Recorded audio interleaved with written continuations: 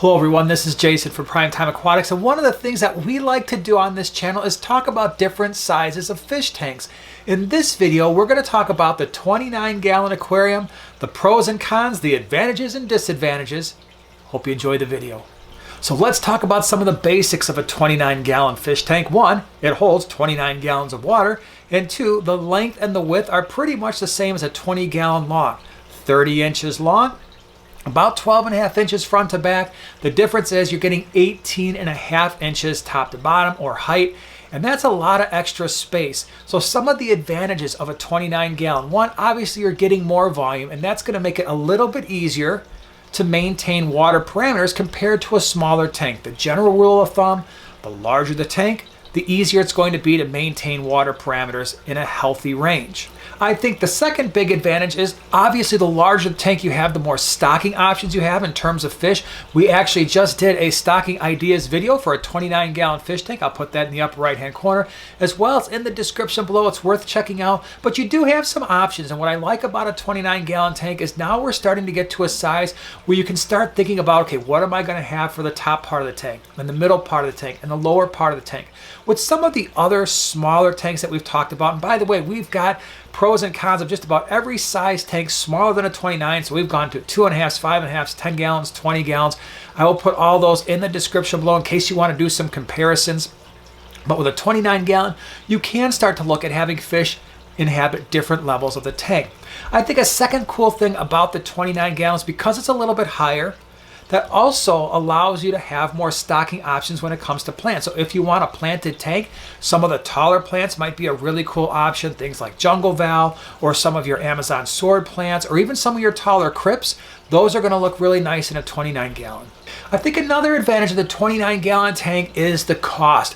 We're still dealing with a tank where you can buy them available in a kit at most of your big box stores, and usually when they're on sale, you're going to find them for between $100 and $120. And that's going to include not only the tank, but the lid, the light, often the heater, and the filter. And the only thing you're really going to need to add after that are the plants and the decorations, and it really is a big advantage to having something that's a decent sized tank, but you also get a kit. All right, so those are some really cool things about the 29-gallon. Let's talk about some things you might want to consider before you run out and buy that tank. One, again, it is the same length and width as a 20 long. Why do I keep mentioning that? Because fish want the horizontal swimming space. They don't need the vertical quite as much. So you might be able to get a 20 long, and the advantage there is going to be it's going to be a little bit shorter, a little bit easier to maintain. It's also probably going to be slightly cheaper. Now, the second thing you want to consider is because that tank is higher, it's going to be a little bit harder to maintain in terms of scraping algae and planting plants and catching fish. And so that extra height does mean you're going to have a little bit more of a challenge compared to a smaller tank in trying to maintain it. The third thing you want to consider is lighting.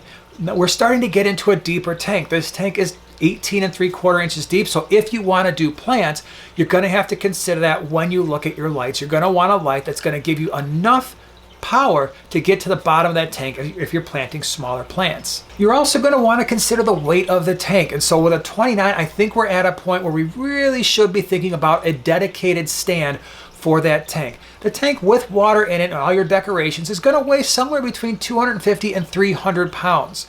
At that point, we're pushing the limits of most sturdy furniture. Now, we did at one point keep a 29-gallon on a very sturdy, very well-built dresser, but it's not something I ever felt completely comfortable with, and it's certainly not something that I would recommend. At this point, that means you're going to have to go out and get a stand, and that can be an additional $50 to $100 depending on what type of stand you buy and where you buy it. Now, I've already mentioned we only have two 29-gallon tanks in all of our fish room. Why is that? We've got over 70 tanks and only two are 29s. Well, on the wall behind me, we've got a triple stack. We actually have 29s on the bottom and then two 20 longs on top of that.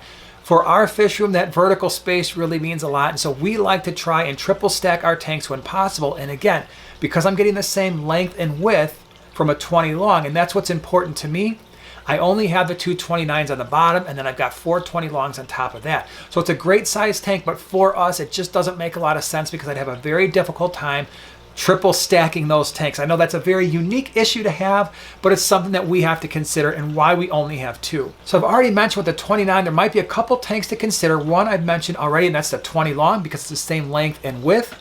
A little bit easier to work on, possibly slightly cheaper. The other thing that you're going to be looking at probably is what if I go a little bit larger to a 40 breeder or a 55 gallon?